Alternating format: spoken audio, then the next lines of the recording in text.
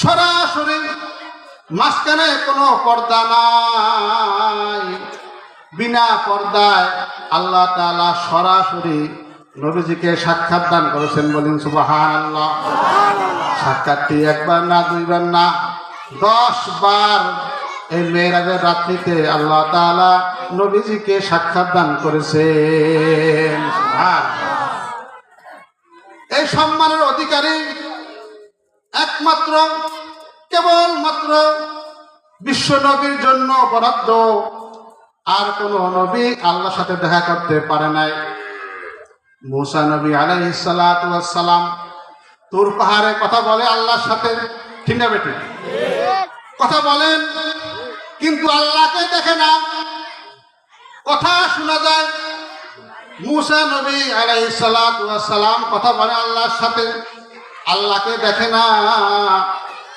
একদিন মুসা নবী বলে, আল্লাহ গো, তোমাকে দেখি না, শুধু কথা শুনি, কথা বলি, একটিবার আমাকে দেখার সুযোগ করে দাও, তোমাকে দেখতে মনে চায়। আল্লাহ বলেন, লান তারানি, হে মুসা, তুমি আমাকে দেখতে পাবে না। আমাকে দেখার শক্তি তোমার মধ্যে নাই। তুমি আমাকে দেখে সহ্য করতে পারবে না। তুমি জলে পড়ে সারখার হয়ে যাবে।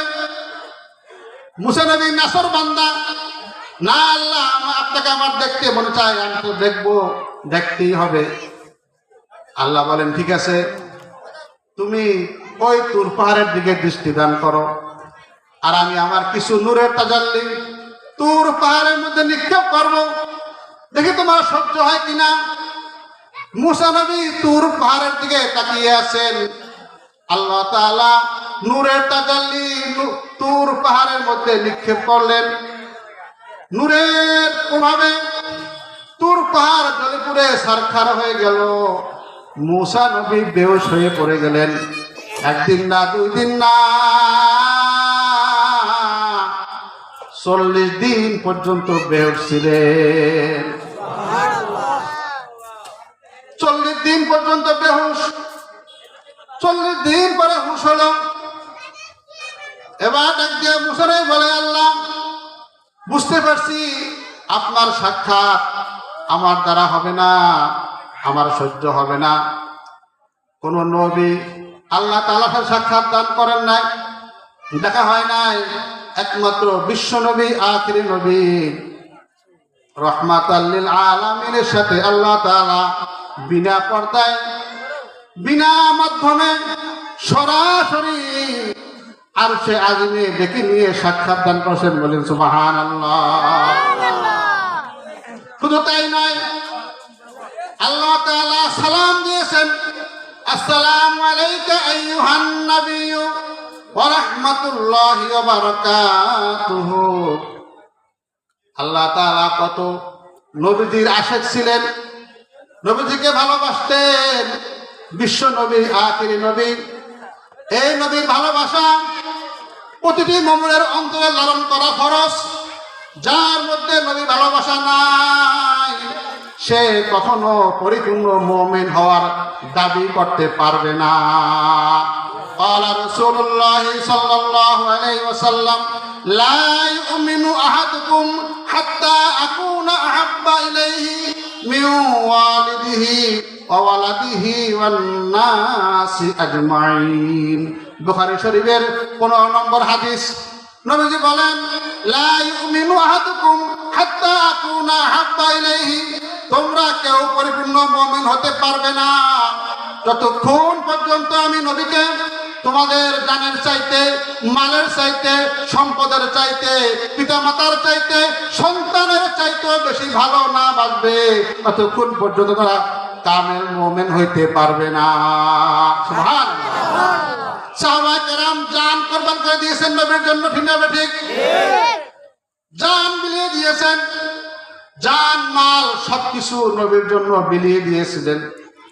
এক নবী হাদিসের মধ্যে আসছে, এক নবী, একজন সাহাবী নবীদের সামনে এসে বলে, ইয়া রাসূলুল্লাহ, ইয়া হাবিবাল্লাহ, আপনি আমাদের সামনে আসেন, আপনাকে দেখে দেখে আমাদের মনের খোরাক মিটাই, মনকে আমরা সান্ত্বনা দেই, ভালো লাগে। আপনাকে না দেখলে আমাদের মন ভালো লাগে না, ঘর থেকে দৌড়ে চলে আসি, যখনই আপনাকে দেখতে মনে চায় আমরা বাড়ি থেকে দৌড়াইয়া আপনাকে আপনার সামনে চলে আসি দেখার জন্য। কিন্তু আখিরাতে হাসরের ময়দানে আপনি নবী, আপনার স্তর থাকতো অনেক উপরে, আর আমরা সাধারণ সাহাবী মুসলমান, আমাদের দরজা হবে অনেক নিচে। আপনাকে না দেখে তো হাসরের ময়দানে আমাদের ভালো লাগবে না। সুবহানাল্লাহ। হে আল্লাহর রাসূল, আখিরাতেও কি আপনাকে দেখে দেখে আমাদের মনের শান্তি লাভ করতে পারবো কি? ইয়া রাসূলুল্লাহ, ইয়া হাবিবাল্লাহ। নবীজি বলেন, ক্বালা নবী সাল্লাল্লাহু আলাইহি ওয়াসাল্লাম, আল মারউ মা মান আহাব্বা।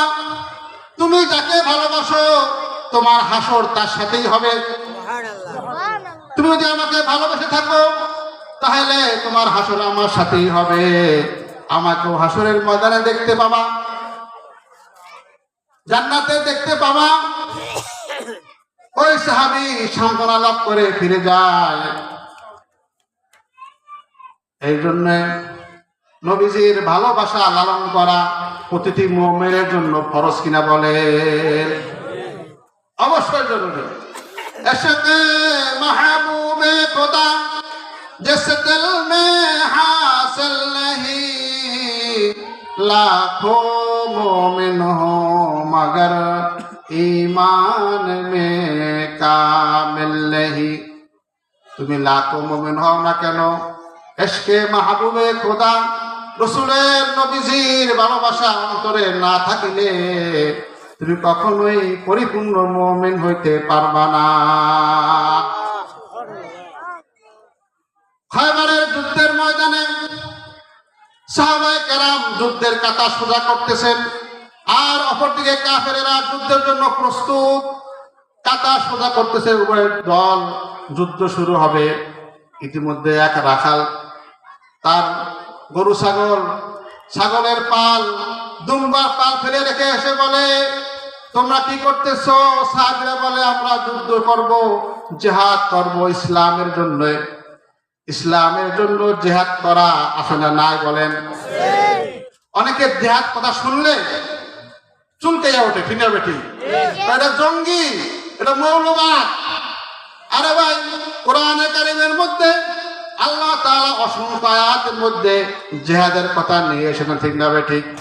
আমরা কোরআন পড়ি না, তাফসীরে মাহফিলে যাই না, চার দোকানে বসে বসে বলি এই জঙ্গিবাদ, মৌলবাদ, জিহাদ নাই, এরা দেশকে অশান্তি সৃষ্টি করতেছে। আসলে তা নাই। জিহাদ নামাজ যেমন ফরজ, রোজা যেমন ফরজ, হজ যেমন ফরজ, জিহাদ ওরকম ফরজ, ঠিক না বেঠিক?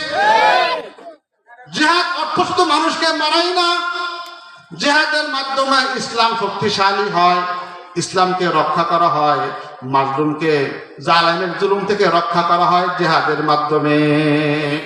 জিহাদ তো জালেমের বিরুদ্ধে, জিহাদ তো কাফের মুশরিক বেঈমান যারা ইসলামকে ধ্বংস করতে চায় তাদের বিরুদ্ধে জিহাদ, ঠিক না বেঠিক?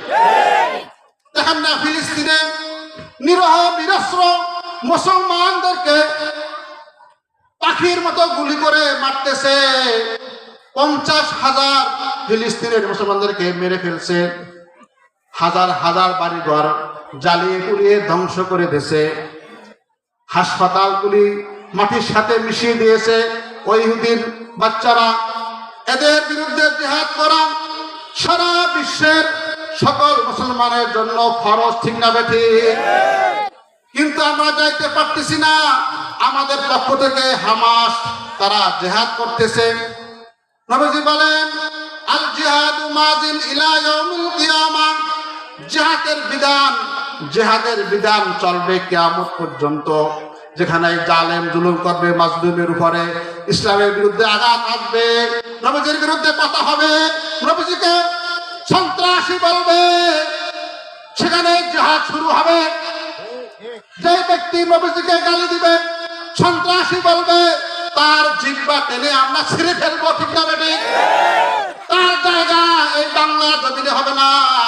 এটা মুসলমানের দেশ, আলেম ওলামার দেশ, নবীর আশিকদের দেশ। যারা নবীজির বিরুদ্ধে কথা বলবে তাদের স্থানে